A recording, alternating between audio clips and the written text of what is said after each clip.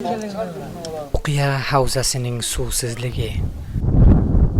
Taxor viloyati Bahorak tumanining 2000 dan oshiqroq uy va oilalarning ko'zlarini suv kelishiga qaratib to'xtagan. Bahorak tumaniga bog'liq Qo'qiya havzasidagi 12 qishloq yashovchilari aytishlaricha, ular shu kecha va kunduzlarda jiddiy turda suvsizlik qiyinchiliklariga ro'parular. Suv topishi uchun ular kun sayin 10 kilometr yo'l qanab, ayrim paytlarda havz va boshqa to'xtab turgan g'ayri sehiy suvlardan ham ish oladilar. Ishiki ularning ayol va bolalarining ayrim kasallarga duch qila boshlagan. Biz 12 qari Lalimjod Sho'rquduq va Shaymansoy Mo'lan qishloq sho'rdanmiz. Biz tana mushkulotimiz shuki, bizning suvimiz yo'qdan.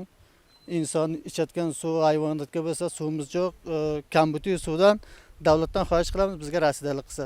Zamiston suv mana ko'llarni ko'rlarimiz, shu ko'llarga suv kechadi. Suvni biz mardim baylab kechadi, shunga birimizda ko'l suvni zaxira qilishadi.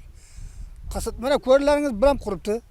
Baylan maydabachamiz boradi, 3 soatga boradi, 3 soatga keladi, 1 soat 2 soatga suv to'ldiradi, 7-8 soat. Aksari bachchalar behi degan mariz shu vazi xarob. Bu barcha qiyinchiliklar yonida ular mol va chorvalari ham suvsizlikdan talaf bo'lib va o'lib va ular hayotlariga ham mustaqim turda ta'sir tashlagan. Ularga ko'ra, agarda bu vaziyat davom topsa-da, ular o'z chorvalarining sotishi va uy joylarining tark etishiga ham majbur bo'ladilar. Qo'qiya yashovchilari mas'ul nihatlardan istaydilar to ichimlik sehiy suvning ta'min etishi va mantiqa boshqa qiyinchiliklarning o'rtadan ko'tarishi uchun ham jiddiy turda odim ko'tarsinlar.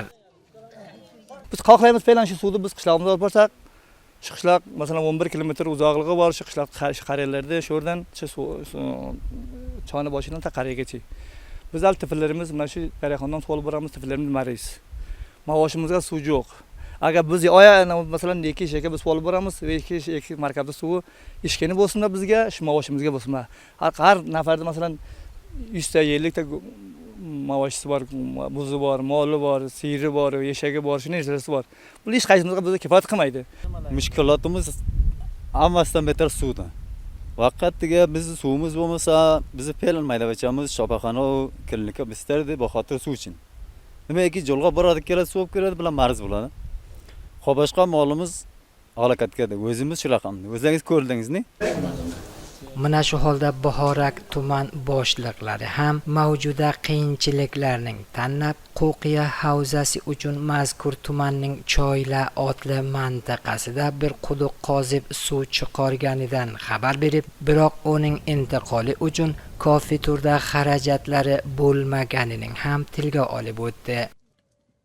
Choyla degan qariyamizga bir amiq qudug'imiz bor, ko'p yaxshi suvi bor, ko'p toza sehiy suvi bor.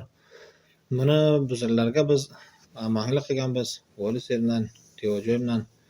Ular bizga ijozat berdiki, qayraqam shu qariyaga xizmat qilgan, shunga xizmat qilib, amanlik qilib inshaalloh biz buni sularini, laynu payblarini inshaalloh chiqarib, nechaha qariyaga inshaalloh biz suvni yetkazamiz.